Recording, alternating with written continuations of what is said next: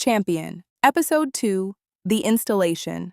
Pre-launch, diagnostic, integration protocol. Technical note.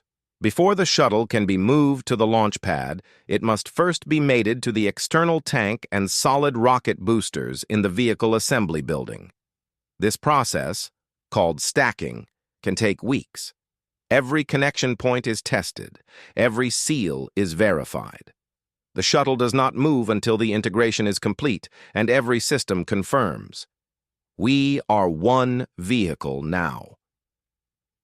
Ernest Caldwell was 42 years old when he met Geneva Washington at a cookout on a Saturday afternoon in June 1992. He had been married once, briefly, in his 20s, to a woman who had wanted children immediately and a house in the suburbs and a life that looked like the commercials she watched on Sunday mornings. Ernest had wanted none of those things at 25, and by 27 the marriage was over and he had learned something important about himself. He was better at being alone than most people were at being together. He worked as a transit mechanic for Miami-Dade, the kind of job that paid well enough to be respectable, but not well enough to be impressive. He lived in a one-bedroom apartment in Overtown that he kept clean in the way of men who have decided that order is a form of dignity. He had friends, but not many. He went to church most Sundays, not because he believed with particular fervor, but because his mother had raised him to understand that showing up was a form of respect, and respect mattered even when belief wavered. He met Geneva Washington 4 years later at a cookout on a Saturday afternoon at a house in Liberty City where his cousin was grilling and someone's niece was playing Anita Baker too loud, and the children were running in the specific pattern of chaos that adults learn to ignore. She was 21 years old and carrying Champion on her hip. Champion, who was 4 years old and serious in the way of children who have learned to read the room before they enter it, who watch before they speak, who carry the careful attention of someone who has been told, without words, that mistakes have consequences. He fell in love with Geneva that afternoon, not dramatically, the way a man falls in love when he is 42 and has stopped believing that love is supposed to feel like falling and has started to understand that it feels more like recognition, like seeing something you did not know you had been looking for and realizing, quietly, that you have been looking for it your entire life. Champion looked at him once from her mother's hip and then looked away, unimpressed, which Ernest appreciated. He did not trust children who performed for adults. He trusted the ones who withheld judgment until you had earned it. He asked Geneva if she wanted something to drink. She said, "Water, thank you." He brought her water in a red Solo cup and stood next to her while she drank it, and neither of them said anything for 5 minutes, which was long enough for Ernest to understand that Geneva Washington was comfortable with silence and that was rare and worth paying attention to. He said, "Your daughter looks like you." Geneva said, "People say that." He said, "Is there a father?" Geneva said, "Somewhere, not here." Ernest nodded. Geneva said, "Does that bother you?" Ernest said, "No." Geneva looked at him for the first time with something that was not politeness. She said, "Why not?" Ernest said, "Because I'm 42 years old, and I've learned that most of the things people think should bother me don't bother me at all, and most of the things that do bother me, people think shouldn't." Geneva almost smiled. She said, "What bothers you?" Ernest thought about it. He said, "Dishonesty, cruelty, people who don't return shopping carts, bad breaks."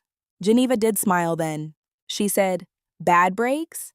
Ernest said, "I work on buses. You'd be surprised how many people drive around with bad breaks and think it's fine until it isn't." Geneva said, "That's a metaphor." Ernest said, "Everything's a metaphor if you look at it long enough."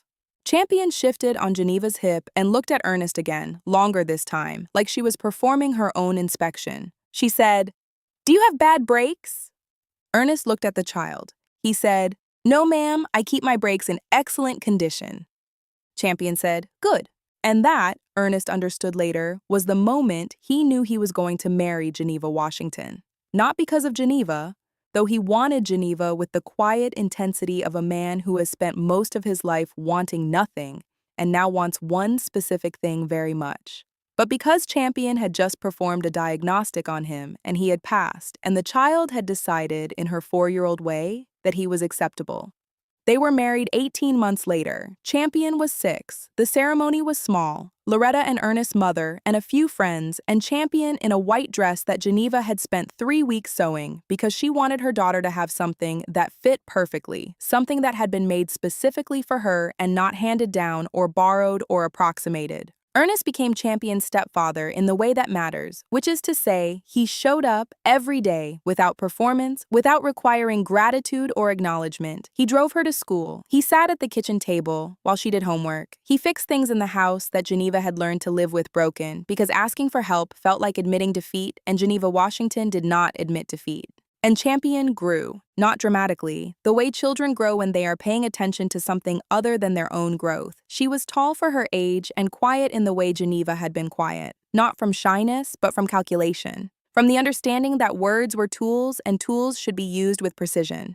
Ernest loved her the way he loved Geneva, which is to say, without announcement. He did not try to replace the father who was not there. He did not ask Champion to call him dad. He was simply present, reliable. The kind of man who shows up when he says he will show up and does what he says he will do. And over time, Champion learned that this was what love looked like when it was not trying to prove itself. By the time Champion was 12, Ernest had been in her life for 6 years, and it would not have occurred to her to imagine a version of her life in which he was not there. He was the person who taught her to change a tire. The person who sat with her in the hospital when she broke her wrist in 7th grade and Geneva was at work and could not leave. The person who, when Champion came home crying because a boy had called her ugly, said, "That boy is an idiot, and you don't have to carry his ignorance around with you."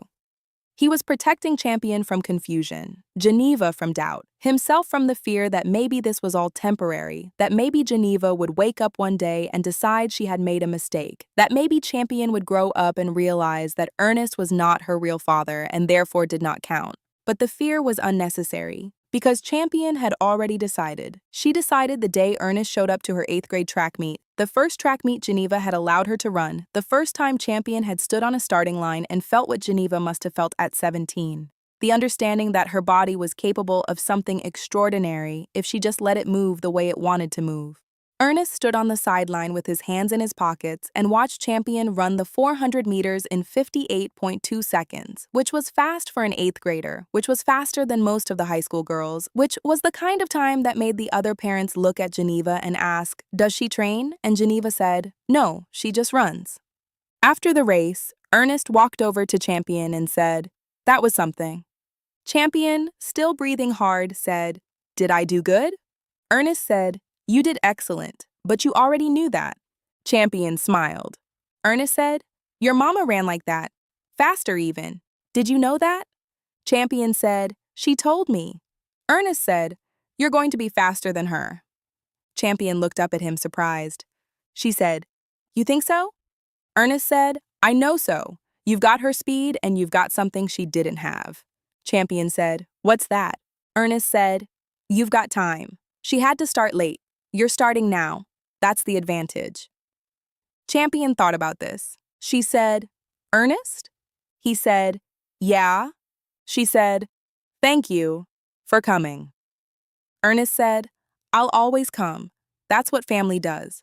And Champion understood, standing there in her track spikes with her legs still shaking from the race, that Ernest Caldwell had just given her something Geneva had not been able to give her: permission to be faster, permission to want more, permission to run without guilt.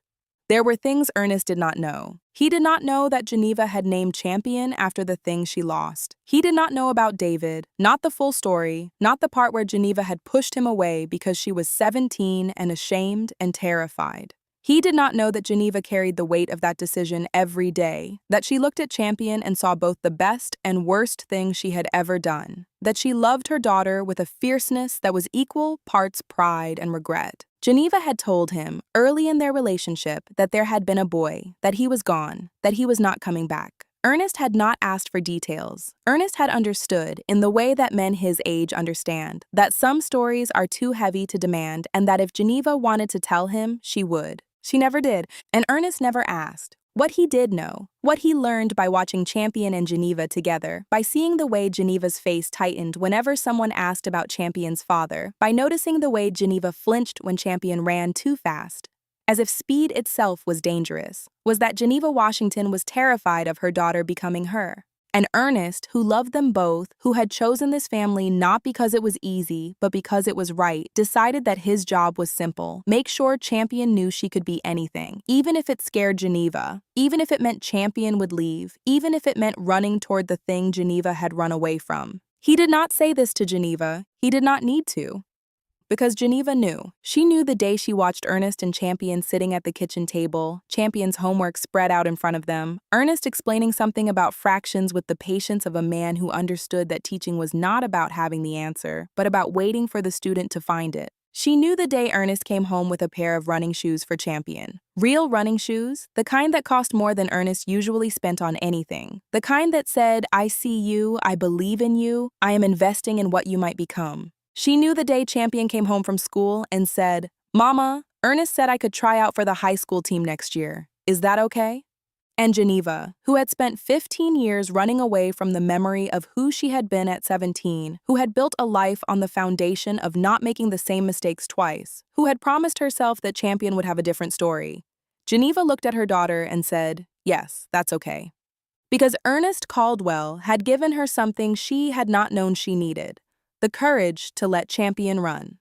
"That's my champion," he said, to customers and clients and his barber and anyone who would listen whenever Champion won a race or brought home a report card or did anything that warranted attention. "That's my champion. Not my stepdaughter, not Geneva's girl, my champion."